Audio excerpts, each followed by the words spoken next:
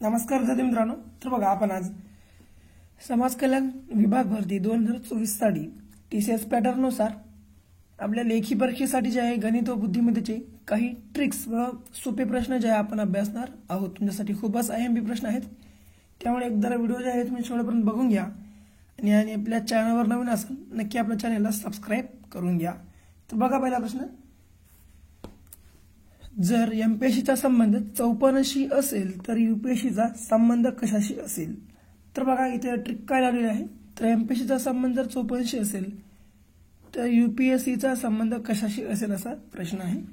तर बघा ट्रिक काय आहे तर बघूया एक बार. तर एमपीएससी तर इथे काहीच केलं नाही, तर सोपी एकदम पद्धत वापरला आहे. तर बघा हे एमपीएससी तर सरळ इथे यांचा क्रमांक घेऊन बेरीज केलेली आहे. तर बघा एम कितव्या क्रमांकावर आहे 13 प्लस पी कितव्या आहे 16 प्लस एस कितव्या आहे बघा 19व्या आणि सी हे तिसऱ्या क्रमांकावर आहे. तर आता बघा हे जर 3 कट करून इथे मिसळलं तर हे किती झाले 16. बघ पुन्हा आता 16 किती झाले 16 32 16 त्रिक 48 48 वरचे 3 किती झाले 51 हे आपले इथे असणार आहे 51. तर पुढे तेच आपल्याला यूपीएससी साठी वापरायचं आहे. तर बघा आता यूपीएससी आता बघा यू तर यू किती क्रमांकावर आहे फक्त तेवढं बघा यू 21व्या आहे म्हणून 21 प्लस हे 16 ला 16 19 ला 19 आणि हे 3 ला 3. आता बघा सरळ हे 3 इथं करून घ्या झालं किती 19 19 दोन्ही 38 19 त्रिक 57 अनवरचे 3 58 अनवरचा आहे 1 58. तर बघा तर हे झाले आपले किती इथं 58 म्हणजेच पर्याय क्रमांक आपल्या प्रश्नाचे योग्य पर्याय क्रमांक हे आपल्या प्रश्नाचे योग्य उत्तर आहे. पुढे बघा प्रश्न क्रमांक दुसरा. बघा प्रश्न काय आहे, 200 रुपये किमतीच्या 50 गाड्या खरेदी केल्या व त्या 15,000 रुपयांना विकल्या तर त्या व्यवहारात एकूण नफा किती झाला? तर बघा 200 रुपये किमतीच्या 50 गाड्या खरेदी करून विकल्या तर त्या आपल्याला 15,000 रुपयांना विकल्या तर या व्यवहारात आपल्याला एकूण नफा किती झाला असा प्रश्न विचारला. तर बघा इथं नेमका प्रश्न कसा आहे, तर 200 रुपये किमतीच्या 50 गाड्या म्हणजेच बघा एका गाडीची किंमत ही 200 रुपये आहे इथं आपल्याला समजून घ्यायचं आहे. तर 200 रुपयाच्या 50 गाड्या खरेदी केल्या म्हणजेच 200 गुणिले 50 करा. आता बघा हे 5 दोन्ही 10 ला 10 आणि समोरचे हे 3 शून्य जशास तशी. म्हणजे पहा जर एका गाडीची किंमत 50 असेल तर अशा 50 गाड्यांची एका गाडीची किंमत 200 रुपये असेल तर अशा 50 गाड्यांची किंमत ही 10,000 रुपये असणार आहे. तर हे आपल्या 10 रुपये या 50 गाड्यांची किंमत आहे आणि इथं कितीला विकला आहे तर 15,000 रुपयाला. तर आपल्याला किती या व्यवहारामध्ये नफा झाले ते काढण्यासाठी सरळ या जर 15,000 मधून आपण हे 10,000 मायनस केलं येणारं उत्तर आपलं जे आहे योग्य उत्तर असेल. तर 15,000 मधून जर 10,000 मायनस केलं तर आलं किती 5,000. म्हणजेच पर्याय क्रमांक 5,000 रुपये आपल्या प्रश्नाचे योग्य उत्तर आहे. पुढे बघा आता 1/11 1/14. आता बघा 1/11 1/14 1/16 व 1/3 यापैकी सर्वात मोठा अपूर्णांक कोणताही ते आपल्याला ओळखायचा आहे. तर बघा यापैकी सर्वात मोठा अपूर्णांक ओळखण्याची सर्वात सोपी पद्धत म्हणजे आहे ती आहे मी जे सांगतो तेच तुम्ही पद्धत वापरा. तर बघा इथे आपल्या प्रश्नाचे योग्य उत्तर काय असते तर पर्याय क्रमांक क 1/3. तर बघा आता आपल्या प्रश्नाचे योग्य उत्तर 1/3 असण्याचं कारण म्हणजे बघा 80 वरचा समान असेल तर छेदामध्ये जे एकदम सर्वात लहान संख्या असते तेच आपल्या प्रश्नाचे योग्य उत्तर असते अशा ठिकाणी. आता पहा चौथा प्रश्न,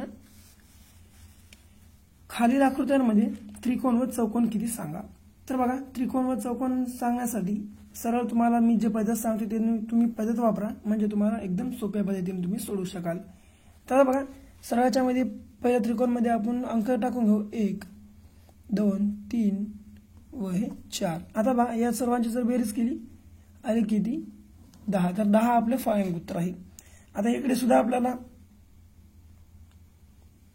त्याचप्रमाणे अंक भरून घ्यावे लागतील. आता पहा हे 1 2 3 4 व 5 आणि हे 1 तर आहेच 2 3 व 4.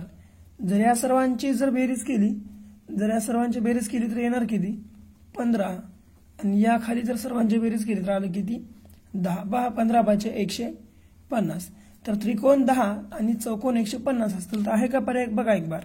हा बघा पर्याय क्रमांक आपल्या प्रश्नाचे योग्य उत्तर आहे 10 त्रिकोण व 150 चौकोन.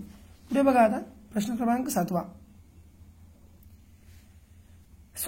प्रश्न आहे. पहा एका घनाची बाजू 8 सेमी आहे तर त्या घनाचे घनफळ किती. तर बघा अशा प्रश्नाच्या ठिकाणी आपल्याला या सरळ घनाचे घनफळ करण्यासाठी या 8चा घन घ्यावा लागेल. तर या 8चा घन किती आहे, तर 8चा घन आहे 512.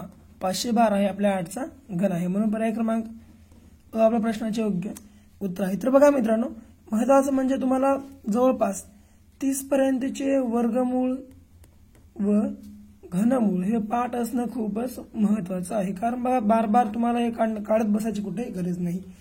आणि महत्वाचं म्हणजे आपल्या चॅनलवर तुमच्यासाठी जीके जीएस ची प्लेलिस्ट आणि मराठी व्याकरणची प्लेलिस्ट तयार करून आपल्या चॅनलवर ठेवलेली आहे. तुम्ही ते सुद्धा तुम्ही पाहून घेऊ शकता, कारण त्यामध्ये अतिशय महत्वाचे तुमच्यासाठी प्रश्न काढण्यात आलेले आहेत. पाहून घ्या नक्कीच. पुढे बघा आता प्रश्न क्रमांक 6. तर पहा विश्वचषक क्रिकेट स्पर्धेत 8 देशातील 8 संघांनी भाग घेतला तर प्रत्येक संघ प्रत्येकाशी एकदा सामना खेळेल तर एकूण किती सामने होतील असा प्रश्न आहे. तर बघा आता विश्वचषक क्रिकेट स्पर्धेमध्ये 8 देशातील 8 संघांनी भाग घेतला होता आणि जर प्रत्येक संघ फक्त एकदाच सामना खेळेल तर एकूण किती सामने होतील जे आहे ते आपल्याला असं विचारलेला आहे प्रश्न.